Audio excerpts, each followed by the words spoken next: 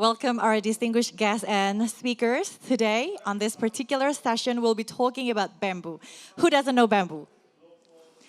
If you paid attention to the video, I'm sure you all know what bamboo is. It's a versatile, sustainable resource that has been used for various purposes. So to ensure responsible, efficient management and utilization of bamboo, standardization is essential.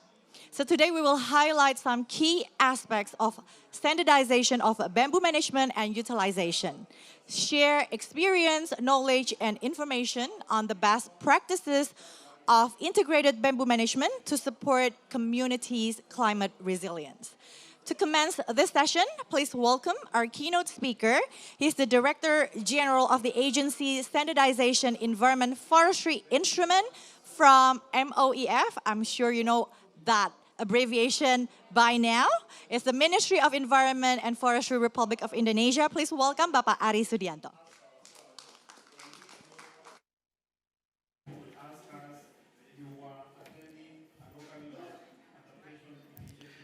Bismillahirrahmanirrahim. Distinguished guests, speakers, Professor Lu Wenming, Deputy Director General International Network of Bamboo and Rattan, Bapak Dr. Suryo Adi Wibowo, Senior Advisor to the Minister of Environment and Forestry Republic of Indonesia, Ms. Monica Tanu Handaru from Environmental Bamboo Foundation as Executive Director, Bapak Kristianto PhD, Director of Forest Product Management, Ministry of Environment and Forestry, Ms. Desi Ekawati, Forest Ecosystem Analyst, distinguished delegation and participant of the COP28 UNFCCC. Ladies and gentlemen, Assalamualaikum warahmatullahi wabarakatuh. Very good afternoon. May peace, blessing be with us. Let us give up our praise and gratitude to the Almighty God, Allah Subhanahu wa Ta'ala, for all the blessing given to us that today we can gather here in the room of the Indonesian Pavilion of the COP28 UNFCCC in Dubai, United Emirates Arab. It is my pleasure to welcome you to today's session, Integrated Sustainable Bamboo Management for Climate Resilience, the Standard and Best Practices. First of all, I would like to extend my appreciation to the Center for Standardization of Disaster and Climate Change Instrument, or PUSTANPI, for organizing this session, and also to our partner, the Environmental Bamboo Foundation, who will share our collaboration expertise and Indonesia experiences in supporting climate change action through community-based sustainable bamboo management for livelihood, resilience, and how to develop its standard and best practices. Distinguished ladies and gentlemen, as directed by Honorable Excellency President Joko Widodo, the issue of climate change must also be part of the community and society, since the communities are the most vulnerable to the effect of climate change. Many mitigation and adaptation action efforts have been carried out at the site level. So this is a role and contribution that has been given by the community with the support of the involved stakeholders. Like bamboo, which has become part of our community and their livelihood in Indonesia. Like mentioned by the MC, who doesn't know bamboo? It seems that all here must already know bamboo. Bamboo is a versatile and sustainable resource that has been used for various purposes, including construction, handicraft, furniture, textile, and even as food source. Indonesia has more than 180 bamboo species distributed all over the islands, but only about 25 species of bamboo are commonly used and traded by the common community. Bamboo has become a rural community livelihood as well as a source of income and welfare. There are about 34.1% of Indonesian villages are located near forest area, which are heavily dependent on upon natural resources. We have to come up with a solution and real action. One of the alternative solutions is bamboo as a nature-based solution and green infrastructures. Indonesia bamboo products have a fairly strong comparative competitiveness in the world market. The growth of the real value of export of Indonesia and world bamboo product in 2017 up to 2019 period or before pandemic COVID-19 was positive and increased by 1.574 million US dollar for Indonesia and about 7.39 million US dollar for the world. Indonesia developed community-based bamboo with people, public, and private partnership mechanisms with integrated development upstream, middle, and downstream. The community-based bamboo development system as a raw material supply has been running on Flores Island, East Nusa Tenggara. This program is supported by the local central government, non-governmental organizations, the private sector, and other stakeholders. The community bamboo cooperatives have obtained certification for voluntary sustainable bamboo management. Nowadays, with the rapid growth of population, technological development and innovation, as well as environmental issues and climate change as impact, the use of bamboo as a renewable natural resource is increasing. On the other good side, awareness of environmentally friendly green products is also increasing, where the green economic and circular economy movement encourage the use of renewable resources. Therefore, this is one of our tasks in the Ministry of Environment and Forestry, which has the authority and role to ensure the management of bamboo resources in the upstream sector that will support downstream are very important. Distinguished participants, ladies and gentlemen, in global, we are facing the issues of how to reduce about 36 gigaton of CO2 in the atmosphere every year, restore 2 billion hectares of degraded land, halt deforestation, establishment of resilience and welfare of communities, as well as the establishment of inclusive economic growth. Regarding mitigation of climate change, in the best case scenario, the combined carbon sequestration and carbon emission reduction potential of reforesting degraded land with bamboo in general could reach about 322 tons of carbon per hectare of reforested land, or about 1,182 tons CO2 per hectare. However, the situation is preserved if the bamboo plantation is not managed, which related to combined carbon sequestration and carbon emission reduction potential is only 49.5 tons of carbon per hectare for unmanaged bamboo, which shows the importance of bringing bamboo forests under sustainable management. Distinguished ladies and gentlemen, standards play a crucial role in addressing and mitigating climate change.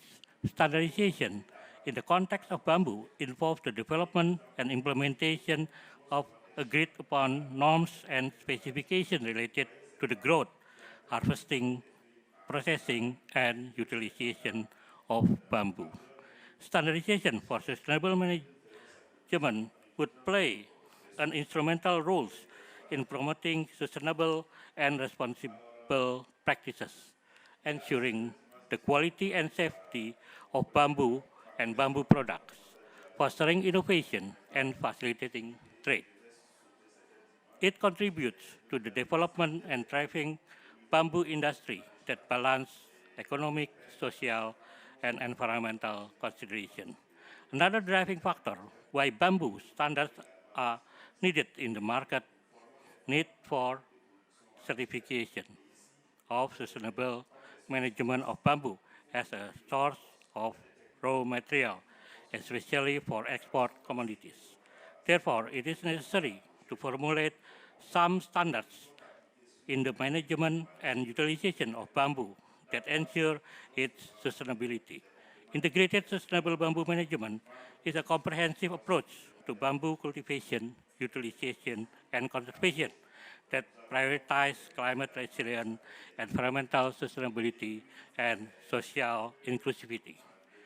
These standards encompass various aspects, from measuring and monitoring greenhouses gas emission to promoting energy efficiency and sustainable practices across sectors.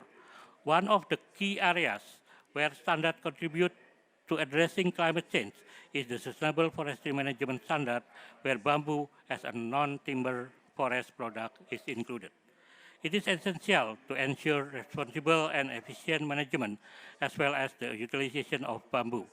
Standardization in this context refers to the establishment and implementation of guidelines and protocol based on the best practices and science to ensure the sustainable and effective use to bamboo resource while considering environmental, social, and economic aspects. This involves guidelines for sustainable land use based on the best practices that reduce emission, enhance carbon sequestration, and promote biodiversity. However, the attention to the bamboo sustainability management is still limited, leading to the need for bamboo standard and certification.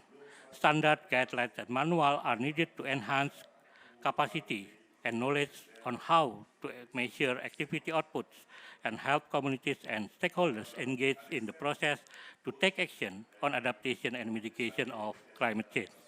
Currently, there are less than 20 Indonesian standards related to bamboo, and most of the standards are focused on bamboo products and as a construction material.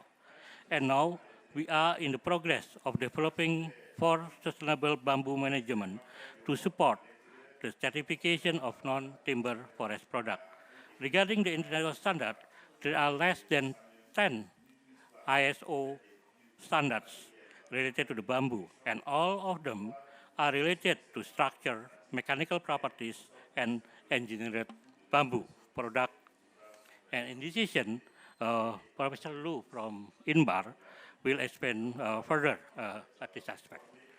Excellency, ladies and gentlemen, based on the previously stated, and the objective of this session are the first, to share experience, knowledge, and information, and also network building of the standard and best practices on integrated bamboo management to support community climate resilience.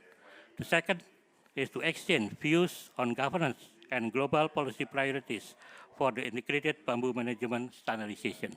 And the third, to support standardization of the integrated management for global bamboo market and livelihood resilience.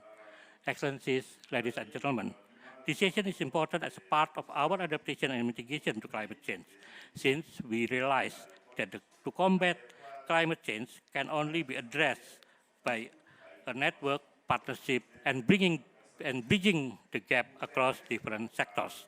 The standard needed to ensure that efforts are measurable, verified, and validated as part of emission reduction activities in climate change. Lastly, let me convey my best thanks to distinguished speakers, moderators, and participants for taking your time away from your busy schedules by coming and contributing to this session. I trust that we are all will do our best to achieve the above purposes. I would like to conclude my remarks by saying, let's unite, act, and deliver. Thank you for your kind attention. Wassalamualaikum warahmatullahi wabarakatuh. Remarkable keynote, Pak Dirjen Ari. So to commence our dialogue around bamboo management, let's invite our moderator. He's a very, very versatile moderator, as versatile as bamboo. You'll find him in the morning as early as 9 a.m. and you can also find him in the graveyard session, which is as late as 8 p.m. Please step forward, Dr. Suryo Adiwibowo.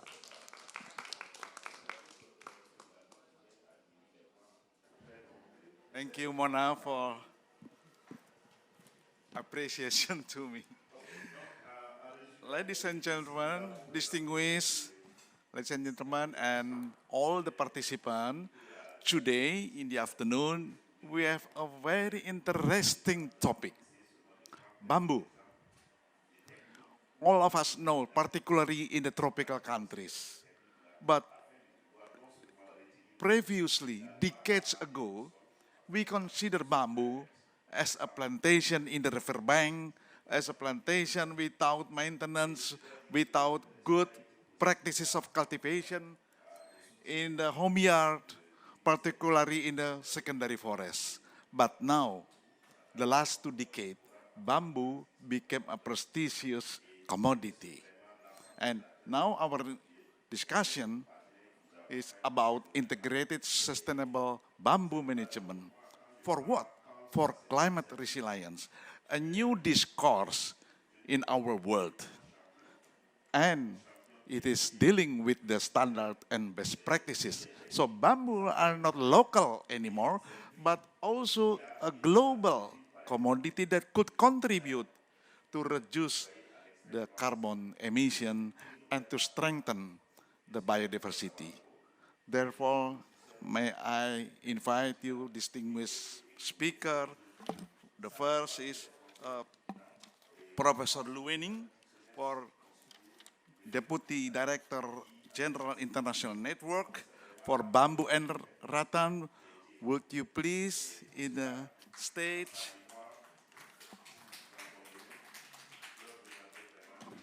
Oh, sorry. Mr. Krisdianto, PhD, the Director of Forest Product Management of the Ministry of Environment and Forestry. He is particularly dealing with bamboo and rattan particularly. And Monica Tanuhandaru, my close friend from the Environmental Bamboo Foundation, the chairperson of the foundation. The last speaker, Desi Ekawati, from the Center for Standardization of Disaster and Climate Change, Ministry of Environment and Forestry. So I think this is also a good topic to, what you call it, to see their proposition, to see their argumentation.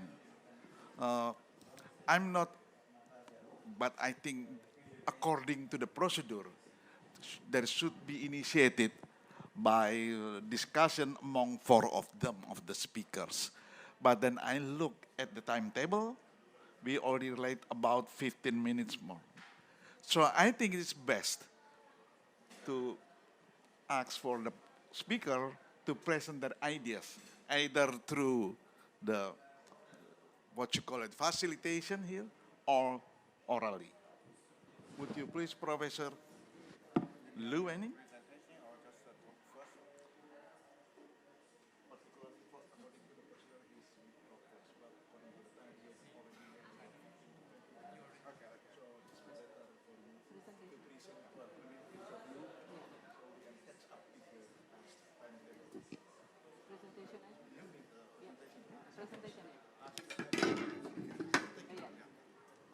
Give applause to Professor Lu. Yeah, thank you, thank you.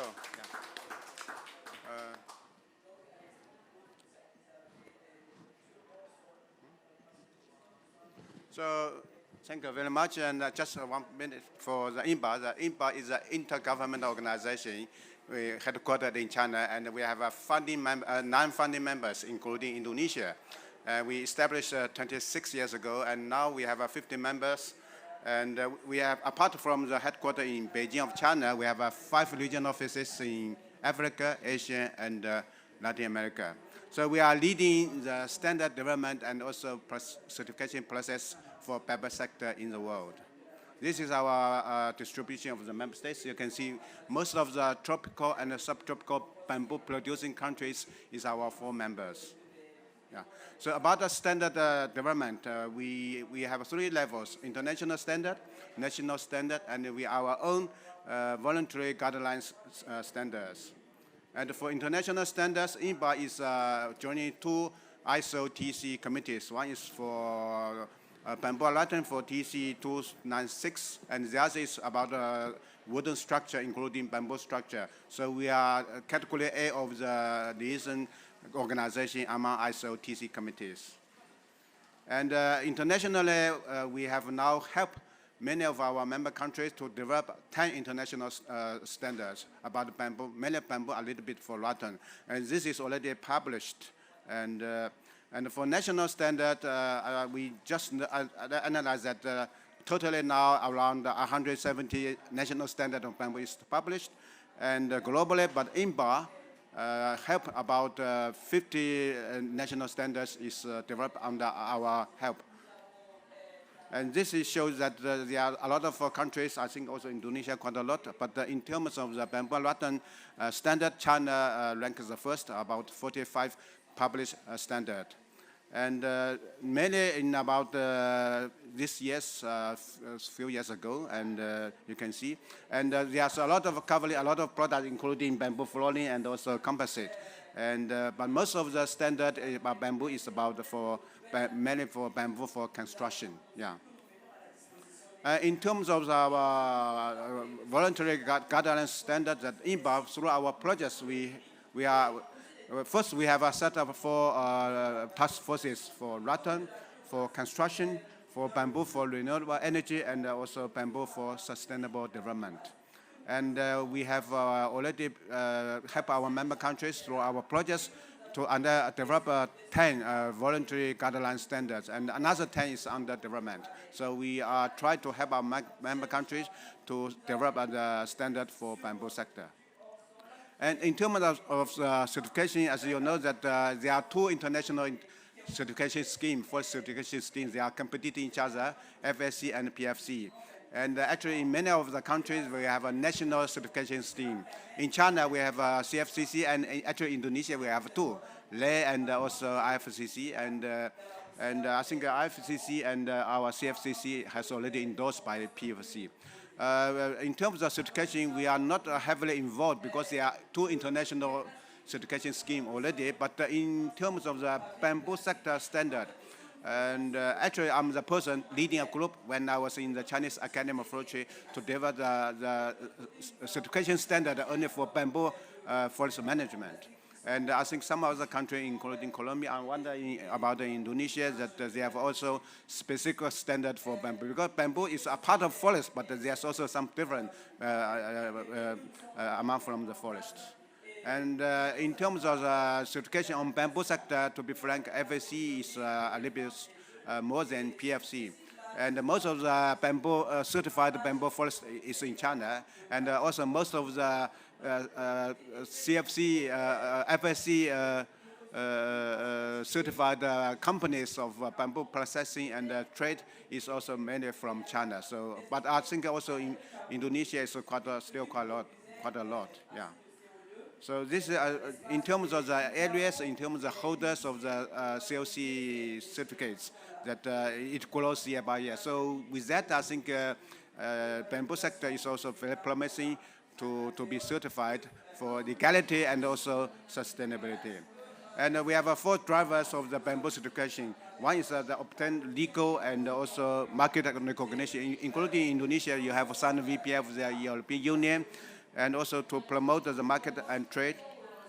And also we have done a lot on the research and application, and also there's also good for quality control and market acceptance. So with that, I just finished my short presentation. Thank you. Yeah.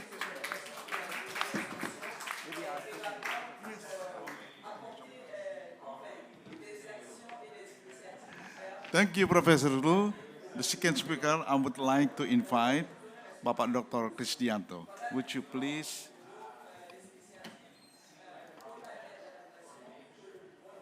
Thank you, Pak Bowo. Good afternoon, everyone. Honorable Head of BSI and also Bu Eti as a Kapus Pustanpi. Thank you very much for this opportunity. And my name is Kristianto. I'm a Director of Forest Product and Marketing in the Ministry of Environment and Forestry. I'm going to talk about the non-timber forest product standardization and certification role for sustainable forest management and community resilience. And I'm going to talk about the bamboo properties. I think everyone knows about that.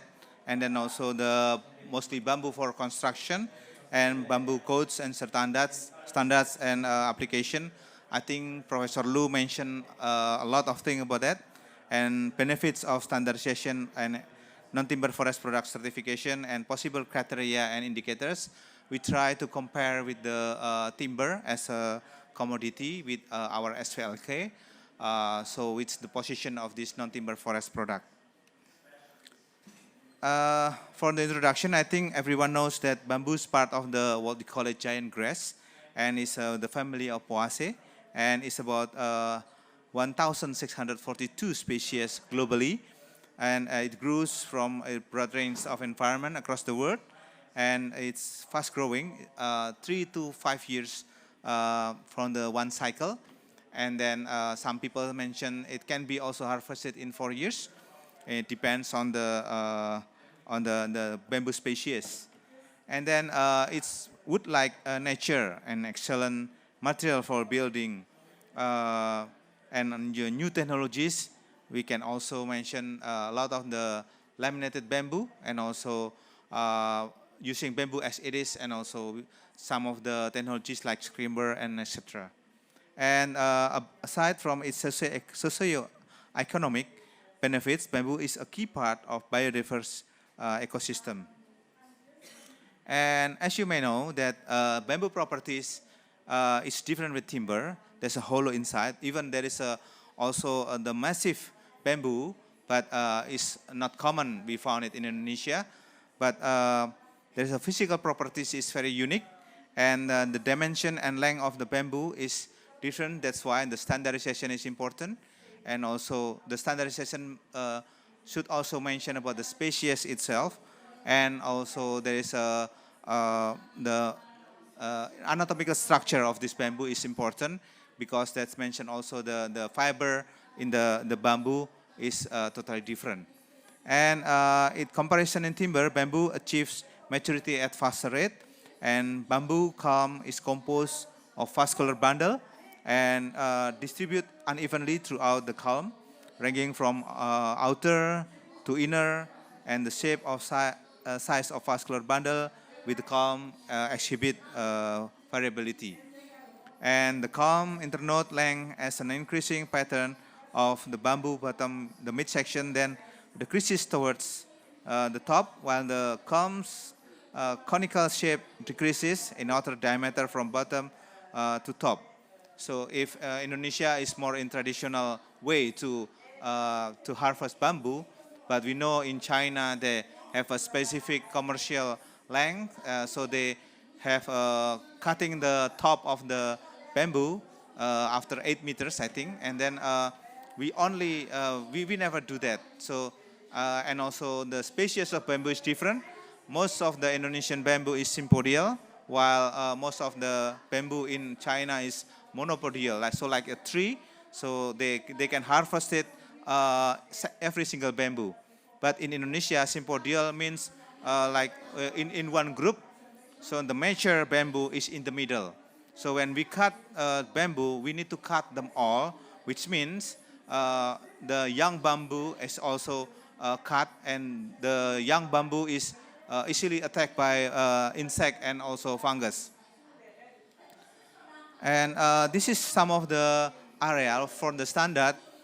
We saw all on the characteristic of the length of the bamboo, and so on the strength, and we can also the anatomical properties, and we can see all of the structure of the bamboo. That's the picture from the airport in Madrid is using bamboo. And not only that, even in Indonesia, they also have built some of the construction from bamboo.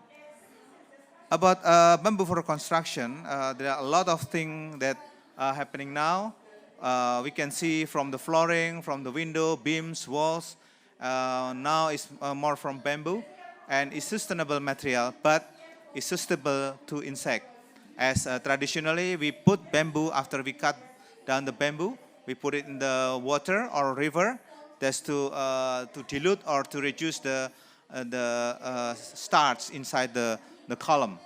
And also now it's more on the products of the bamboo for the construction, like bamboo strand-based structural composite lumber of BSGL, and also MBS, modified bamboo splits. and scrimber, and what we call it OBFRC, like outdoor bamboo fiber reinforced composite, and LBL, laminated bamboo lumber or timber, and unidirectional round bamboo stick board. So many things happen. Sometimes they make a combination. They go on the top with bamboo, and they put the middle the very light timber, like what we call it sengon or junjing in Indonesia, with the density is 0.3. It's also to increase the strength of the laminated bamboo with variation with the timber in the middle. And as mentioned by Professor Lu, there are a lot of standards and application. This is the international one, and the ISO, and myself is part of the team member of the ISO with INBAR, with the rattan particularly, and also the bamboo. And that's some of the standards and application. And the benefits of standardization of non-timber forest product certification. That's why I mentioned here to make a comparison with the timber, that we've got SVLK. SVLK is mandatory and is for using for to export the timber. And now we've got a regulation to AUDR as well. So we need to have to trace the timber that we sell to other country, mostly the AU, and I'm sure that other countries also have follow the regulation with the issue of the deforestation. In non-timber forest product, we haven't done yet. So this is our suggestion that, as you may know, that the SVLK has been developed rapidly with all of the technology, all in the online base. So we know the traceability, like in the piece of table, coffee table, we know exactly where is the log coming from. We want to know also with the bamboo. So when we have the product of bamboo, we want to know where is the bamboo is coming from, and it's legal and sustainable. So the two keys word for the certification is legal and sustainable. And this is the picture of how the verification of the SVLK, Sustainable System Verifikasi Legalitas Kelestarian, so legality and sustainability. That's part of the Indonesian Timber Legality Assurance System. And it's mandatory for the timber products going to other country. And this is the guideline or criteria and indicator developed for the timber. But again, we haven't done for the non-timber forest product. So if we agree, we may have this agenda that's in the next step, that we're gonna certify, and we can develop what we call it SVLK for bamboo. So this non-timber forest product standard and guidelines being under constructed with some criteria applied basically for the traceability. Where is the material come from? And the verification mostly is not done by the government, but the independent side that they're telling us where is the bamboo came from. And there is a verification because bamboo mostly from the social forestry. So we've got social forestry agreement and conservation partnership. So that's part of the thing that we need to develop in the future. We can start to bamboo as the main commodity for certification with this SVLK. And this is the possible criteria and indicators. We make comparison with timber. It has to be measured where is the timber come from. So we have to sure where is the bamboo come from, and then after that we need to see have the traceability of this bamboo and in the industry.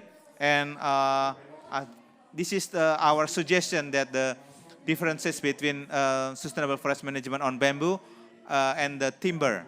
So the mechanism, maybe we call for the wood is mandatory, but for the bamboo is voluntary, and with the harvesting based on land creasing, but bamboo is the standard of Indonesian national standard on product quality.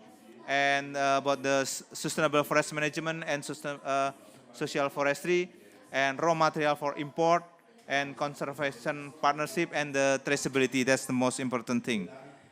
And for the conclusion, like I mentioned before, that bamboo is more potential in Indonesia and for other country, mostly in the tropical.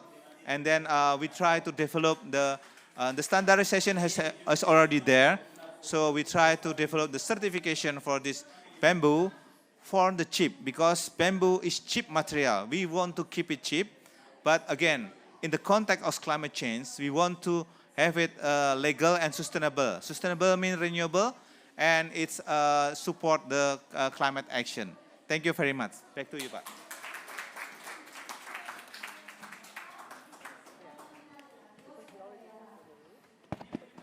Thank you, Mr. Krisdianto.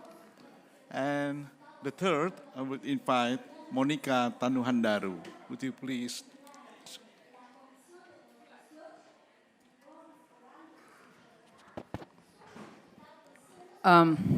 First of all, thank you for holding this session, organizing this session. I also want to particularly thanks Dijen PHL, Pak Kris, and INBAR, Professor Lu, for coming and willing to speak. I'm asked to present something different in practice. How do we do this in practice? Environmental Bamboo Foundation has been doing this exercise for the past 4 years, including we're trying to make a standard for making seedlings, planting, harvesting, processing from upstream to downstream.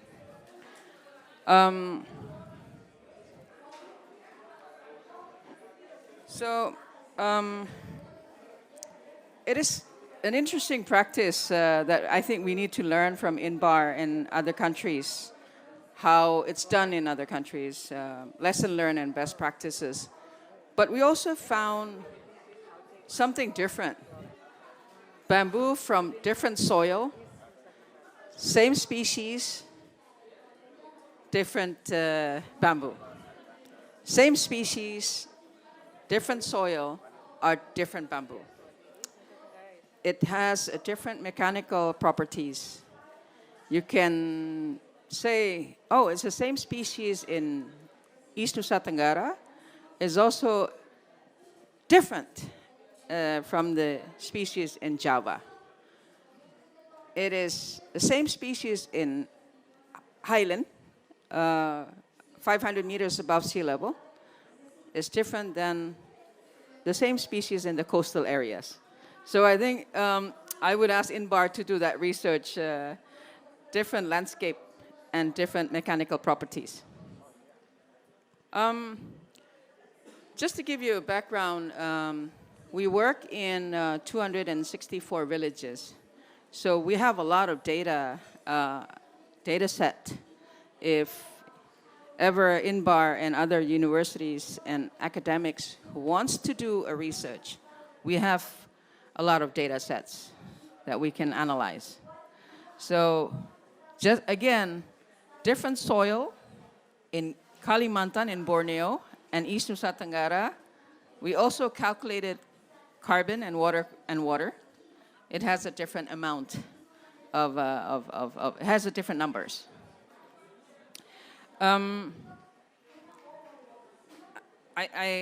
This one, it was explained already. The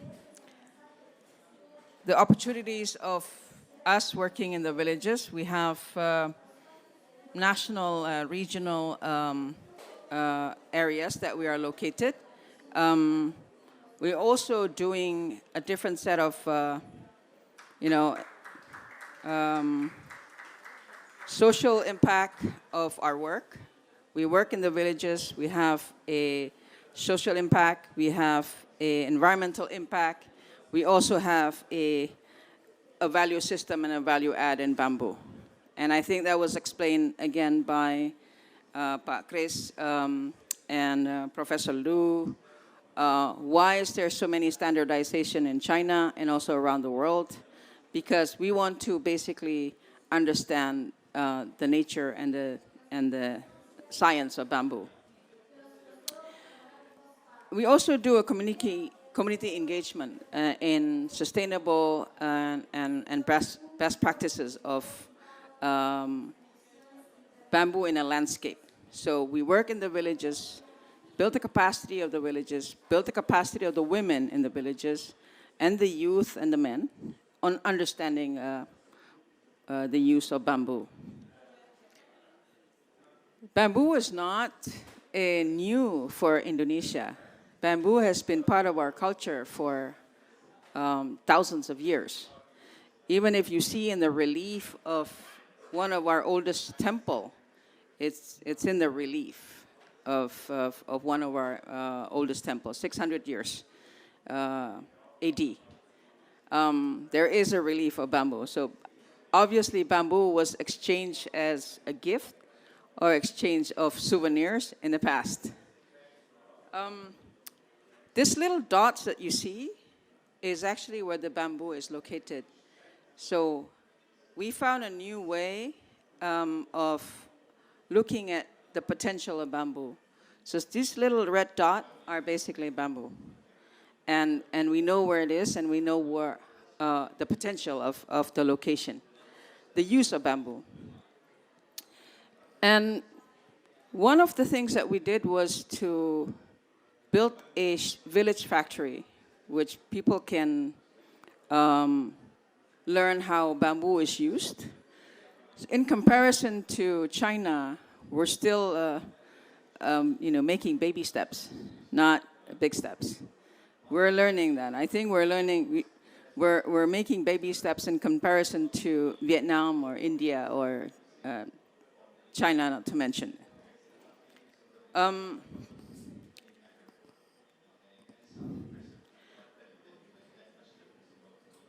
There was an idea for us. Maybe we should try to get a certification. So we've received an FSC certification through the work of Environmental Bamboo Foundation, but the legality of the FSC was given to the business entity of the people, which is the cooperative. This is a cooperative. We wanted to make sure that the bamboo economy is fair and sustainable to the people. So instead of a company, we established a cooperative. What are the benefits of bamboo? These are the things that we're starting to learn how to make baby steps. We're making building using bamboo poles, turn into community building, beach club, restaurants. This is an example of a building that one of our partners built. But also, we train the youth in how to build with bamboo. Obviously, there's not so many people that knows how to build with bamboo. So we train 20 youth from East Nusa Tenggara to learn how to build bamboo structure.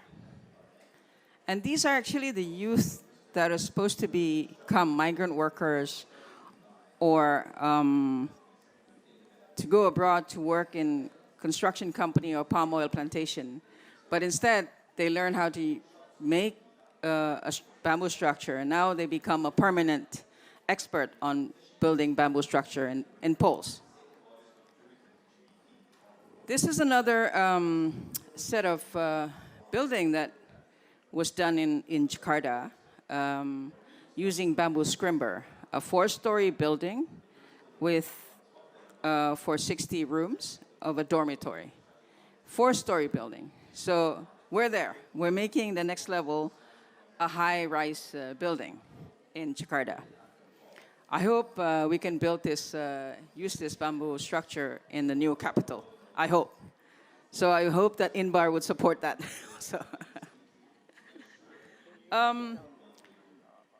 this has been sort of an example, I think, to show that bamboo can be used for high-rise buildings. Not just, bamboo poles, a simple structure, but it can be turned into a high-rise building.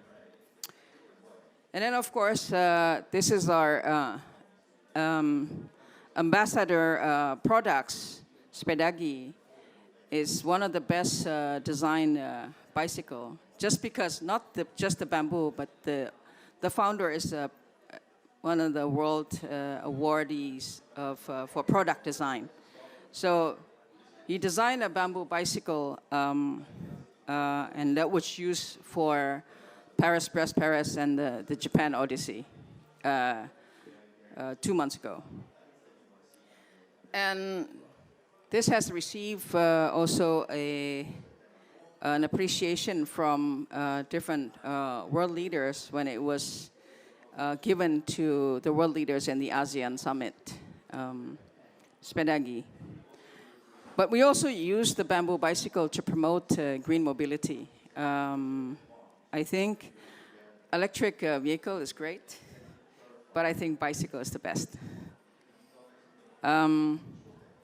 So other bamboo products, we have furnitures, biochar, crafts, other alternatives.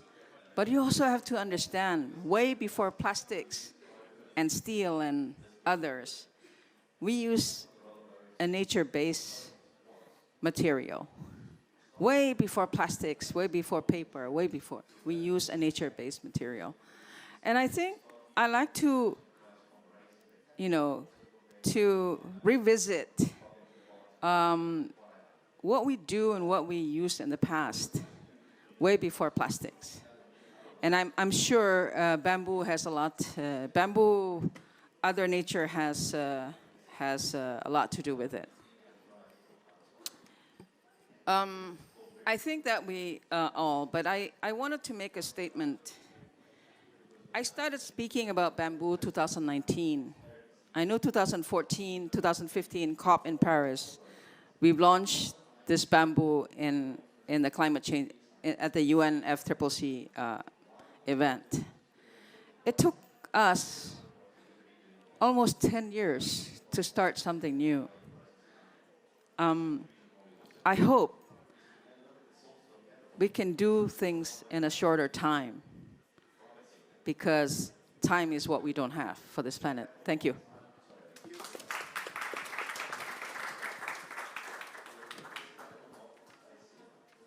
Thank you, Bu Monica. Your time is precisely less than 10 minutes. Thank you. And the last speaker would invite Ibu Desi from the Ministry of Environment and Forestry.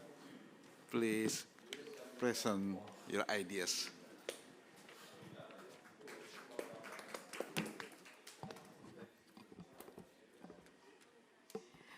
Thank you very much, Honorable Director General of Standardization, Environment and Forestry Agency, Bapak Ari Sugianto, Honorable Director Center for Standardization of Disaster and Climate Change Instrument, Ibu Eti Genoga, Honorable Speakers, Professor Lu, Bapak Krisdianto, Ibu Monica, and Honorable Bapak Bowo, Senior Advisor to the Minister of Environment and Forestry as our moderator of this session.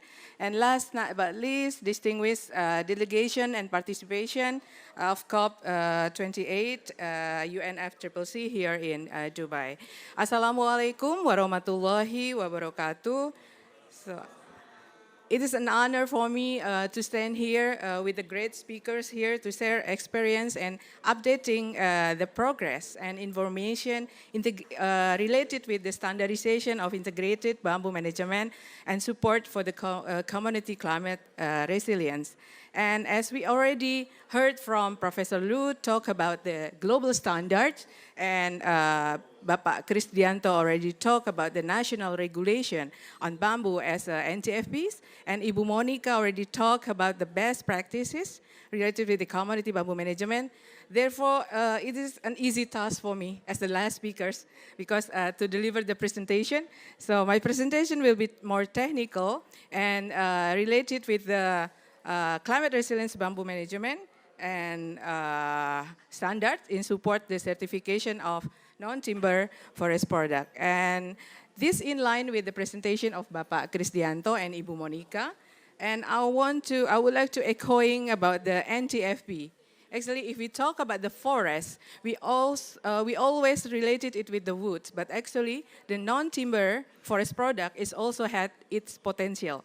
So, but it still have a challenge on that. So it's still less utilized and less developed, but it actually have a good market on that. And related with the community base, if we work on non-timber forest product, there's also another challenges. And one of the challenges is not clear the methodology and how to manage the bamboo resource. So this is that we want to talk about right now. Why we need this standard. So until now, still lack of guideline about the standardization and practices for the bamboo management, and also how to know the environmental impact. If we over harvesting or we cut the bamboo without any wise methodology, it will be environmental impact. And also there's economical potential. So this standard can lead us into certification that could be more higher products and more higher value on that. But therefore, the strengths is we have in Indonesia, we have abundance of bamboo resource. And this is the eco-friendly properties, of course, it's already explained, but still lack of standardized practices and limited awareness on that. But also there's a threat that the competition from other materials, we know plastic, and we know other, iron, something like that, but it's also developed another impact on climate risk. And also the opportunity is already mentioned by Bapak Kris and Ibu Mon. There's a growing demand for sustainable material for this one. And regarding the standardization on framework, this is leading to the certification process. Why we use this, why we have to make this standard, because it will support the certification. And the key principle is how to make this sustainable bamboo management as the foundation. And the best practice, like already explained by Ibu Monica, that is also important, that how we can work with the community is already proven in the field. So why we need standard? Because it's open access to the national, regional, and also the global market. And also these market opportunities for the bamboo product as for wood, and already mentioned about the renewable, green lifestyle, etc. If we talk about the management of the bamboo, there's many factor and aspect. There's a social, cultivation, environment, and economy, as well as the utilization. This standard, we only talk about the how to utilize this bamboo, starting from the on-farm or from the upstream.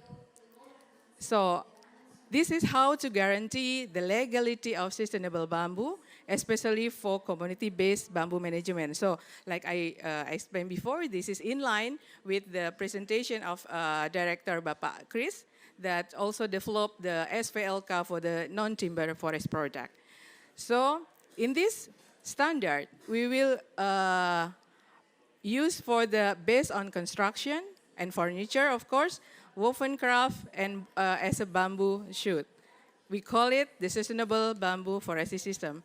It's already proven and it's already run in East Nusa Tenggara through our colleague, our partner, Environmental Bamboo Foundation.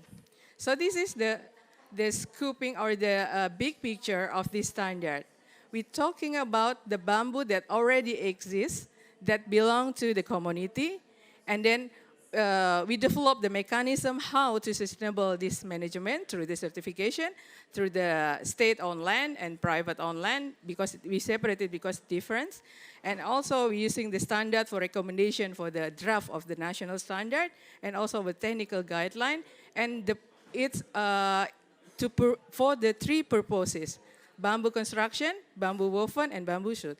If we talk about bamboo as a generation, we also explain that the analogy is bamboo has a 4 generation. We call it the baby, it's for the bamboo shoot. We call it for the mother. It's called for the woven. That's a 1-year-old bamboo. And then for the 4 years, this is a grandmother and great-great-grandmother. So that's why it's used for the bamboo construction. It's more easier for us to explain for the community. And for these three purposes, this is using different age of culm of bamboo. So that's why we have to separate the standard into 3 purposes.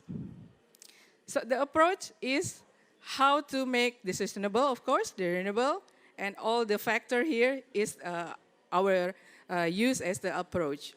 So this is why we use this as a base for the community-based management standard.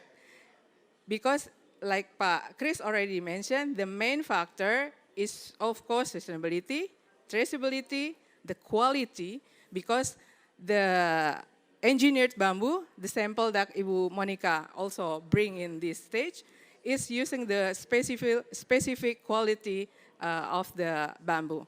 And also the productivity. Of course, it's important because if we talk about the certification, the effective and efficient is a 2-factor that related with the cost of the harvesting and management. This is a step. We take a look at the harvesting site and how to transport after the cutting and harvesting, and also the processing is for the help. This is one of the methods that we use for the sustainable bamboo forestry system. We call it the coding system. This is mainly for the construction because, like I said, we only harvest the great-great-grandmother. So it's the 4 years stem of bamboo. So we put the years for the harvesting in the stem and also put the name of the owners, and we know how to harvest exactly the 4 years old bamboo. So this is the plan of implementation for the roadmap of adaptation. Now we are conduct a research and develop the draft of standard. And after that, we make a pilot to implement this one, especially for the community. If we talk about the social forestry, they don't have any equipment or time to management, so we have to adjust this for the community. I will go fast. So this is more technical, but I can share this presentation. We make the criteria and indicator. For that 3 purposes. This is for the construction. This is the species that usually used for the construction. This kind of construction that we will make. This is the building that already Ibu Monica present. And for the bamboo woven, there's also several species we use. This is the product.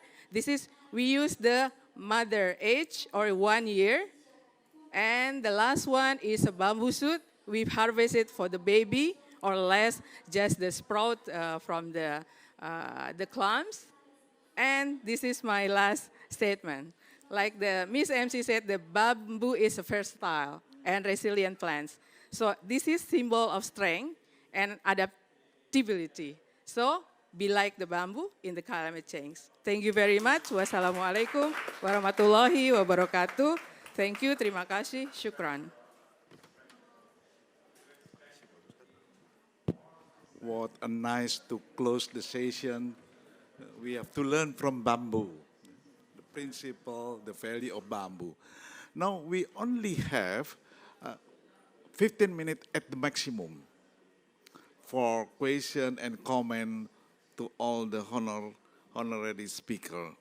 And I would like to invite first the DJ, Mr. Ari Sudianto. Perhaps you will comment and this input to your organization that dealing with research and development and instrumentation. Also, Ibu Emma as the director of under the institutions. Eti, sorry. I'm sorry to pronounce your name. Ibu Eti. Is there any question or comment from you? Because this is particularly dealing with the research, dealing with how we fulfill the criteria of the standard. And this is also one of the biggest challenges in your organization for standardization. Or Ibu Eti, you want? Yes, please. Thank you, Pak Bowo. Thank you, everyone. Appreciate for you sharing and learning with us. Standard is important. We would like to just stress again, standard is important to guard and to guide bamboo in the from the national to the field level. So let's work together for developing standard to guide all the right holder for bamboo sustainability. That's all, Pak. Thank you. Mr. Ari? Yeah. Thank you, Pak Wo. It is very interesting to hear from the speakers that we know obviously that bamboo have a very attractive potential, but we not yet manage it well. And it's come from upstream, middle stream, and also in the downstream. And it is obviously it's a challenge for us, especially for the Agency for Standardization, to make it possible with other related DG to make it happen and also give its potential opportunity to prove it's beneficial for people in the vicinity of the forest and also for the environment. Thank you. Yes, please. And would you also, after 3%, then you provide comments? Yes. Okay, good please afternoon. Mention your name and Okay, good country. afternoon. My name is Tine Ageno. I work with the Women Environmental Program. It's an NGO based in Nigeria. I want to appreciate the government and the good people of Indonesia for putting this event together, and I appreciate the presenters. I was wondering, China, Professor Liu had spoken extensively about the work that China is doing in terms of the standardization of bamboo. And I'm able to get a feeling from within the hall that Indonesia, in as much as the country is doing a lot, they've not come up to the level that China is. And I'm also made to understand that Professor Liu is the coordinator of IMBAR, which is an international organization that looks into the issues of bamboo and rattan. And I was wondering what role IMBAR is making in supporting countries like Indonesia and other countries who may not have those standards to, come up with and put in place those standards so that they don't continue struggling with it. Thank you.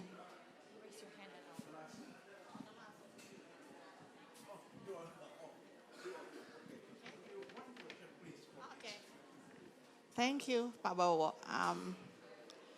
I'd like to give my respect for the bamboo because I think especially in terms of the women, because this is, I think, the entry point. Like in Kalimantan, we know about the rattan and the women, and then agroforestry in some parts. And also bamboo can be an entry point in order to make a women empowerment. I'd like to know the idea, how the standard and best practices here is how we could make it easy for the community to meet the standard, especially also for the women and young, not so rigid like, wood and etc. Kind of thing. Thank you so much.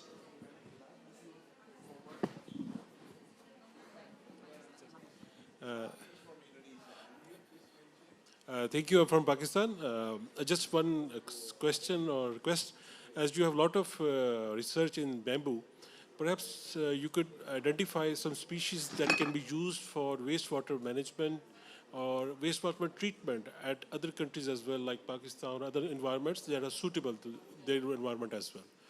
It's a very, if you have that varieties, I would love to hear about it. Thank you. There are 3 questions and one commenter, please. Professor Liu. I can answer the question from Nigeria. Actually, Nigeria is our member states. And actually, as we already talked, that we help out a lot of our country, member states, to develop a standard. Some are requested by the government of our member states, some through the projects, because during the project, the donor agency and the recipient country will have to do something. So we normally do like this. So in terms of this, to be frank, China, because we are the host country, and in terms of bamboo development, China is quite advanced through both for everything from the forest management, utilization, industry, and also culture and this that. But I have a comment about Indonesia in terms of the certification. Actually, I think China is a little bit backward compared with Indonesia. That I know that because of the EU, because of VPA, you have already very legality system for the timber legality system. So you extend the timber to the bamboo and non-timber forest product. But China is not yet. So we have some certifications, so know that in terms of certified area of bamboo forest, in terms of the certified company of the COC certificates, we are among the most in Asia and even in the world. But this is mainly driven by IKEA, because IKEA has a lot of purchase of the bamboo products from China, and the only requirement of this to provide the bamboo products to IKEA, you have the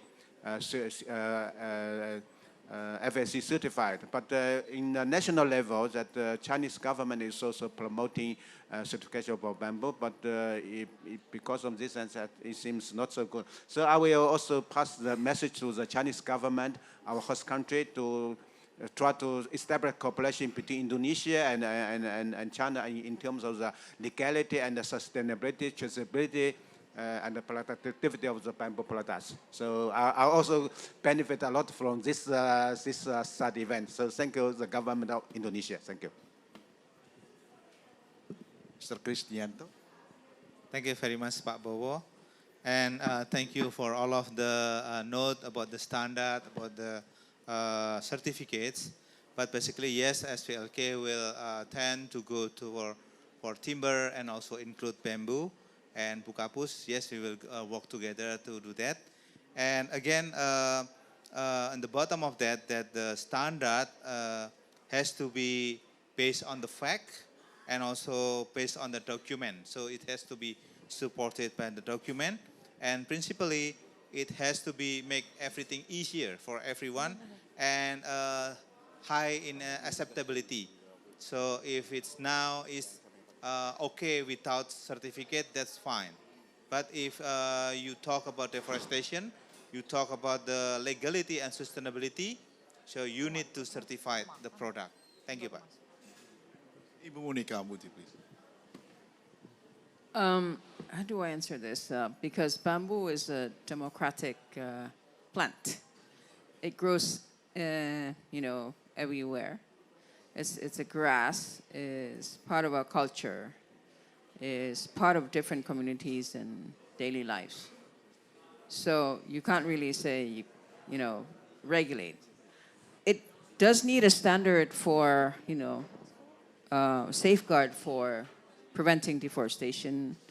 It does need a safeguard for, to ensure there's no land conversion. It does need a safeguard for, if we are starting to plant bamboo, we have to understand that it's not in competition with food. So at the moment, we use a landscape-based approach, which is 20% maximum of bamboo, and the rest is other plants. So we don't, Environmental Bamboo Foundation does not recommend a plantation-based approach. And it sticks in our heart and mind that we don't do plantation-based approach. We do need a standard for, can bamboo be used for soil remediation of X mining or X oil and gas exploration, or that we need the science. We need the science. And your question whether we can use bamboo for water treatment, not just water, but also air. We use char, biochar, for water treatment, but also we're doing research on how bamboo and water conservation. At the moment, we came out with the data that one clump of bamboo can store 3,000 to 5,000 liters of water. One clump of bamboo. So it stays in the root, it also stays in the pole. So for sure, we needed science. We need to do, 3 researchers to conduct that bamboo and water conservation. Then the rest is basically, if we think bamboo is a silver bullet, bamboo is not a silver bullet. Bamboo is just an alternative source of renewable material. Don't try to bamboo-size or bamboo-nice the world, because that's also not the solution. We did that with palm oil. Now we have to also see that bamboo is just an alternative plant. And also it's an alternative source of material. I think INBAR has done many research from timber to the button of your shirt made out of bamboo. I think that's an amazing, we also are conducting research. Can bamboo bark replace styrofoam? That is also a solution. So we need more innovation and research, certainly. And we need more people to get involved and more people to understand about bamboo. Thank you. Yeah. Thank you for the short to add what Ibu Monica said, brother from Pakistan. If you want to plant bamboo, you better check the area and the biology of the biotopography of the area. Because is it warm, temperate, or tropical? Because it's different. You should check the species because it will be different from Indonesia and other area. And also for the tropical and the warm temperate area, of course, different. Yeah, Professor Lu. And to answer Ibu Tami question, yes, of course, this standardization, especially for the woven and for bamboo shoot, is mainly is for the women because the crafters is usually is the mother. And also the bamboo shoot is also working with the women. So of course, yes, this standardization is work for the women. Thank you. Thank you, Bu Desi. Give applause to all the response. Ladies and gentlemen, we, for almost 1 hour to 20, we heard about the uniqueness and the multi-purpose of bamboo. From the use for housing, for apparatus for the kitchens, and other utensils. But there is also not the socio-economic aspect, but cultural aspect. Perhaps one unique cultural aspect in Indonesia, bamboo also used for angklung. You know, perhaps Indonesian people know about angklung, this in orchestra, and everybody can playing the bamboo used applied as an angklung instrument. So this is very interesting. But dealing with the climate resiliency, we need a more progressive, more advanced, not only research, but also develop the standard. And more than that, as mentioned by all the speakers, the gap between the knowledge that practicing in the field with the people who dealing, particularly the farmer, etc., they didn't have any cultural traits on writing, on keeping the records, etc., as required by the international standard. So this is the challenge, how we could, and I heard from Ibu Monica, he also strengthening the capacity of the local people. So don't forget that if we want to achieve the international standard, then we have to be local, strengthening the local people. Thank you for the inspiration for all speakers. Give applause to them.